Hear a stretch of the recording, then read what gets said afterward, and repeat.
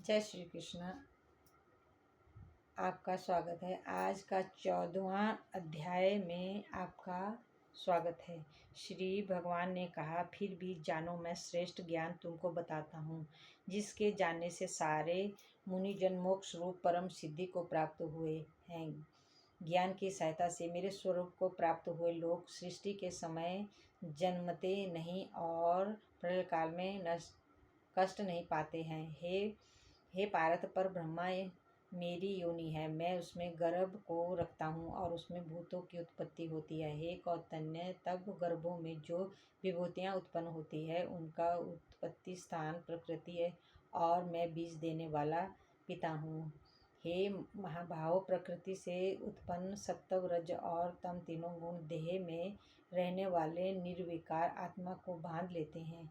इसमें तत्व निर्मल होने के कारण प्रकाश और निरूप द्रव है, जो प्राणी को सुख और ज्ञान के साथ बांधता है। हे कौतन्य, रागात्मक रजोगुण से तृष्णा और आसक्ति उत्पन्न होती है, जो प्राणी को कर्म के साथ बांधता है। तमोगुण की उत्पत्ति अज्ञान है, यह भ्रम आलस्य निद्रा से प्राणी को बांधता है, मोह में फंसता है। हे पार्थ, सब सुख उत्पन्न करता है, रज कर्म पैदा करता है, तम सब ज्ञानों को ढक कर प्रमाद पैदा करता है। पार्थ, सत्व गुण रज और तम को दबाकर बढ़ता है। इस प्रकार रज सत्व और तम सत्व तथा रज को दबाकर बढ़ना चाहता है। इस देह में इंद्रियों द्वारा जब ज्ञान का प्रकाश उत्पन्न हो, तब समझिए कि सत्व गुण की विशेष वृद्धि हुई है। हे पार्थ, रजोगुण की वृद्धि में लोग कर्मों में प्रवृत्ति, कर्मों को आरंभ, अशांति और इच्छा उत्पन्न होती है। हे कुरुनंदन, तमोगुण की प्रबलता में अविवेकी, अनुधम,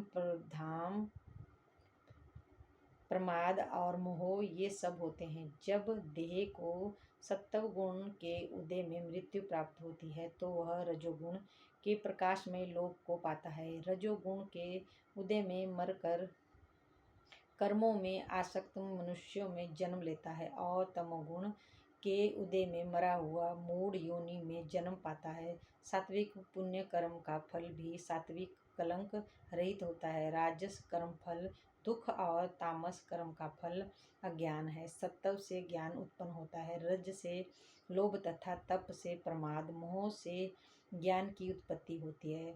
सात्विक पुरुष का उत्तम, राजस को मध्य और अधम तामसी लोगों को नीचे गति प्राप्त होती है। जो दृष्टिकोण से अलग अर्थात निर्गुण साक्षी मात्र आत्मा को जान लेता है, वह मेरे रूप को प्राप्त होता है।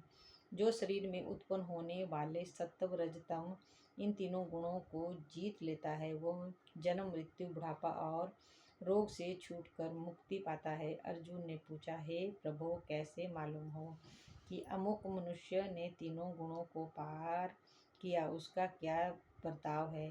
किस उपाय से वह तीनों गुणों को त्यागता है? श्री भगवान बोले, हे पांडव, प्रकाश, प्रवृत्ति और मोह होने से जो दुखित ना हो, निवृत्त होने में उसकी इच्छा ना करे, आसीन मनुष्य के सामने जिसका सब दुख समान है और गुणों के कर्म होते ही रहते हैं, यह जानकर जो निश्चित रहता है और कभी विचलित नहीं होता, जिसको सुख और दुख,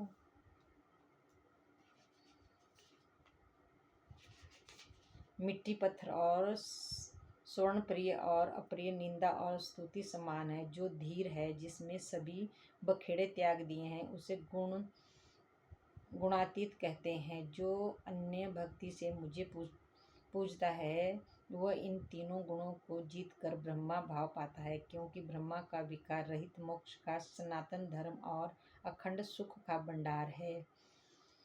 14वां अध्याय समाप्त हुआ। अगर कोई कमी हो तो क्षमा चाहूँगी।